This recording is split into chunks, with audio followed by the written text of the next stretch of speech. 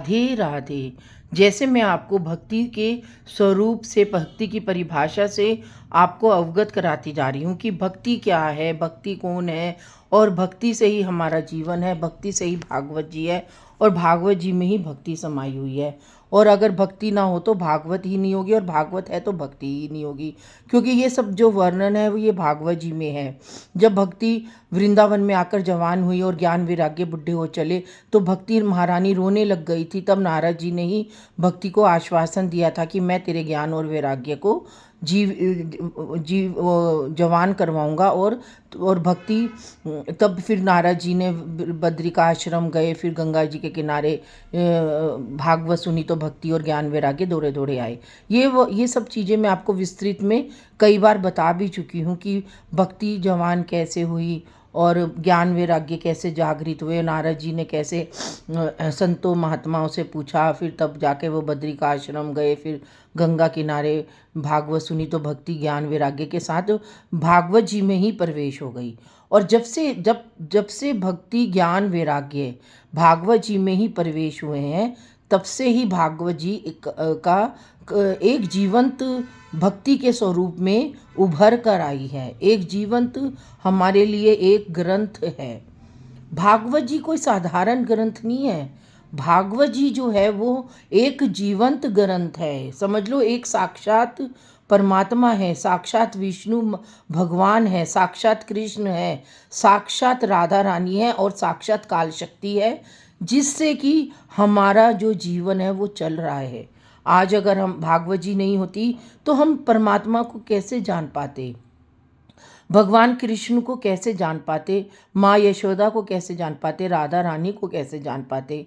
आज हर कोई कहता है कि भक्ति करो, राधा जी का नाम लो, कृष्ण का नाम लो। लोग बावरे से होते जा रहे राधा राधा, लेकिन उनको जब तक वो अपने अंदर की भक्ति को जागृत ही नहीं करेंगे तो तब तक वो भागवत के में प्रवेश ही नहीं कर पाएंगे। तो सबसे बड़ी बात तो ये है कि भक्ति क्या कौन है। भक्ति है आत्मा। जो अपनी आत्मा को पहचान गया, समझो वो भक्ति को पहचान गया, क्योंकि आत्मा में ही भक्ति समाई है, आत्मा में ही परमात्मा समाये हैं और परमात्मा में ही आत्मा समाये है। जो हमारे अंदर की जो शक्ति है, आत्मा तो एक नाम है, हम अपने अंदर की शक्ति को पहचाने। चलो, आत्मा को लोग सोचते हैं पता नहीं आत्मा आत्मा करती रहती है, ये तो आत्मा परमात्मा करती रहती है, लेकिन आप लोगों को ये नहीं पता कि आत्मा क्या है और परमात्मा क्या है। आत्मा शब्द वो ही समझ सकता है जो परमात्मा, जिसको आत्मा के भेद से पहचान करवाता है। परमात्मा ही आत्मा के शब्द से पहचान कराता है। हम जीव के अंदर तो इतनी भी ताकत नहीं है कि वो अपनी आत्मा को पहचान पाए। क्योंकि जब मैं एक साधारण जीव थी तो मुझे ये नहीं, मैं आत्मा के नाम से डरती थी। मैं सोचती थी कि आत्मा एक भूत होती है। लोग कहते थे उसकी आत्मा, अगर तुमने अपने पितरों का नहीं किया तो उनकी आत्मा भटकती होगी, उनकी आत्मा ये करेगी, उनकी आत्मा ये करेगी। लेकिन भागवत में तो साक्षात लिखा है कि जब हमारा जीवन कार्य पूरा हो जाता है तो आत्मा हमारे मरने से पहले ही किसी दूसरे के शरीर में प्रवेश कर लेती है। तभी उस आत्मा का अपने कर्मों के अनुसार प्रवेश कर लेती है।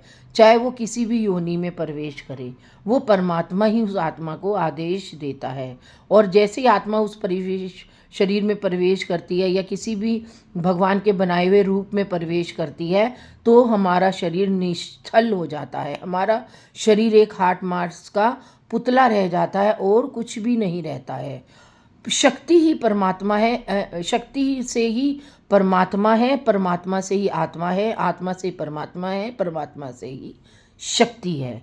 और ये कोई एक साधारण विषय नहीं है, ये एक बहुत कठिन विषय है जिसे परमात्मा की कृपा से मिलता है। भागवत ग्रंथ का चाहे हम कितनी बार ही अध्ययन कर ले, तो जितना हम अपनी आत्मा की गहराई में जाएंगे, जितना हम परमात्मा को जानेंगे, पहचानेंगे, उसके इशारों को समझेंगे, उतना ही हम उसकी गहराई को जान पाएंगे, उसके एक एक भेद को, उसके एक एक आत्मरूपी शब्दों को, उसके उसका जो आत्म मंथन करेंगे बिलोए की तरह, तो जितना हम मथेंगे उतना ही तो मक्खन निकलेगा। ऐसे ही जितना हम परमात्मा का नाम लेंगे, जितना हम अपने आप को अपनी भावों में भिगोएंगे, अपने शब्दों के अंदर, अपने भावों के अंदर परमात्मा को पाएंगे, तो तभी हम उस गहराई तक जा पाएंगे, अन्यथा नहीं। तो इसके लिए भक्ति के जो मैं आपको रूपों से अवगत कराऊंगी, आज तक किसी ने भी भक्ति के रूपों से अवगत नहीं कराया, क्योंकि जो भक्ति के रूप ही आत्मा के पास जाने का और हमारे जीवन का सबसे बड़ा उद्देश्य है। आज ये जो कलयुग फैल रहा है, देखो चारों तरफ कलयुग ही कलयुग फैल रहा है, कहीं पर हिंसक घटनाएं हो रही है, कहीं कुछ हो रहा है, कहीं कुछ हो रहा है। तो मीरा ने भक्ति करी, तो मीरा ने अपने आप को ना स्त्री समझा ना पुरुष समझा, मीरा ने सिर्फ अपने आप को भगवान का भक्त समझा। राधा जी ने भी, राधा जी तो शक्ति है परमात्मा की, राधा जी कृष्ण की शक्ति के रूप में बैकुंठ से पृथ्वी पर आई हैं। राधा भक्त नहीं है, कृष्ण भक्त हैं राधा रानी के। राधा तो अलधारनी शक्ति है। राधा की शक्ति के सहारे ही भगवान कृष्ण ने गोवर्धन पर्वत उठाया था एक उंगली से, यानी कि राधा रानी ने उन्हें पूर्ण रूप से शक्ति प्रदान करी थी, तभी तो वो 7 दिन तक एक उंगली पर गोवर्धन, इतना बड़ा 21 किलोमीटर लंबा गोवर्धन पर्वत है, उसको उन्होंने उठाए रखा और ब्रजवासियों से रक्षा करी, इंद्रदेव से की वजह से रक्षा करी। तो ये जो रक्षा करी भगवान ने गोवर्धन पर्वत के नीचे सबकी, तो जब हम परमात्मा की तलहटी में आ जाते हैं, राधा रानी की शक्ति के नीचे आ जाते हैं, तो राधा रानी कृष्ण के रूप में हमको भेजती है और हमारी रक्षा करवाती है कृष्ण के रूप से, और शक्ति ही हमें प्रदान करती है। जब हम शक्ति के संरक्षण में जाते हैं, गोवर्धन पर्वत के नीचे खड़े हो जाते हैं, तो वो शक्ति कृष्ण भगवान को हमारे पास भेजती है ताकि वो हमारी रक्षा कर सके। हमें ये जो चीज़ें हैं ये सब रहस्यता है भागवत की, ये रहस्यता से बहुत कम भागवत वक्ता हमें अवगत कराते हैं। और क्योंकि आजकल जब मैं भागवत सुनने जाती हूँ किसी की, तो वो भागवत में 2 चीज़ बताएंगे फिर भजन गाएंगे, 2 चीज़ गाएंगे फिर भजन गाते हैं, यानी कि वो जो भागवत का एक जो मूल उद्देश्य है, मूल रहस्यता है, मूल आध्यात्मिकता है, वो तो उससे अवगत ही नहीं कराते। लोग सोचते हैं कि आज कृष्ण जन्म हो गया, पीले वस्त्र पहने ही आते हैं, पीले वस्त्र कह देते हैं, पीले वस्त्र पहनिए, और लोग पीले वस्त्र पहने आते हैं, पीले फूल ले आते हैं, सज धज के आगे हो गया कृष्ण जन्म, और नाच गाना हो गया कृष्ण के ऊपर, भगवान कृष्ण के ऊपर 2-4 पलना के भजन गा दिए, हो गया कृष्ण। अरे कृष्ण जन्म तो जब हम अपने हृदय में नंद बाबा को स्थापित करेंगे। नंद के आनंद भयो जय कन्हैया लाल की, हाथी घोड़ा पाल की, जय कन्हैया लाल की। जब हमारे हृदय में नंद के आनंद भयो, क्या मतलब, जब हमारा हृदय नंद बाबा की तरह नंदमयी हो जाएगा, तो हमारे हृदय के अंदर कन्हैया का वास अपने आप हो जाएगा, हमारे हृदय के अंदर कृष्ण का जन्म हो जाएगा, और हमारा हृदय जो है वो राधा में हो जाएगा, आनंद में हो जाएगा। हाथी घोड़ा पाल की, जय कन्हैया लाल की। जब हमारे अंदर भगवान की भक्ति ज्ञान वैराग्य सब हमारे हृदय में विराजित हो जाएंगे, तो उनके साथ जो भक्ति महारानी है नृत्य करने लग जाती है हृदय के अंदर, जय कन्हैया लाल की। तो हमारे हृदय से बस एक ही शब्द निकलता है, कृष्ण कृष्ण कृष्ण कृष्ण, जय कन्हैया लाल की, जय कन्हैया लाल की। तो हम अपने हृदय को नंद बाबा की तरह नंद बनाएं और अपने हृदय में भगवान का प्रकट करें।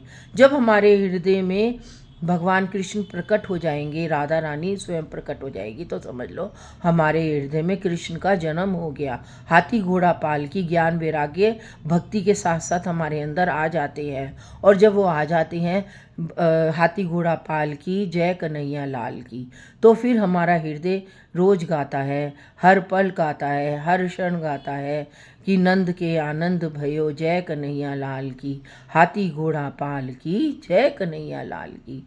तो हमारे अंदर जो ये भाव है, मैंने नहीं सोचा था कि मैं इन भावों पे बोलूँगी, या ये शब्द मेरे हृदय से निकलेंगे, या मैं ऐसा ये सब भाव प्रकट करूँगी, तो ये हमारे हृदय के अंदर अपने आप प्रकट होते चले जाते हैं।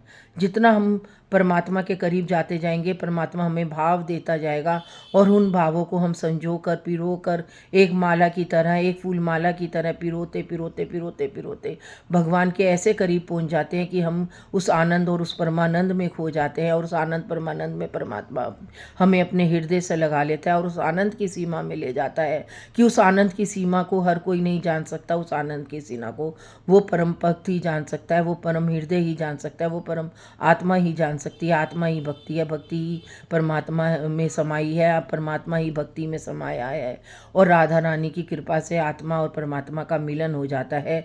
यही रास है, यही महारास है, और यही भक्ति का रंग है। आज मैंने जो ये भक्ति का रंग बताया, मुझे स्वयं ही नहीं पता था कि मैं इस रंग से आप लोगों को अवगत कराऊंगी, क्योंकि रोज़ जो मेरे को सुनते हैं वो मुझे बहुत सराहना देते हैं।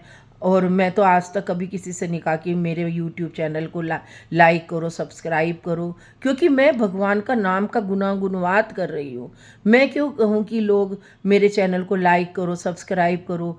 परमात्मा मुझे इतने सुंदर भाव दे रहा है, मुझे अपने संरक्षण में संरक्षित कर रहा है, वही मेरे लिए लाइक है, वही मेरे लिए सब्सक्राइबर है। सब्सक्राइबर और लाइक करना है तो उस परमात्मा को करो लाइक, उसके सब्सक्राइबर बनो, वही सबसे बड़ा हमारा सब्सक्राइब है और हम उसके सब्सक्राइबर हैं।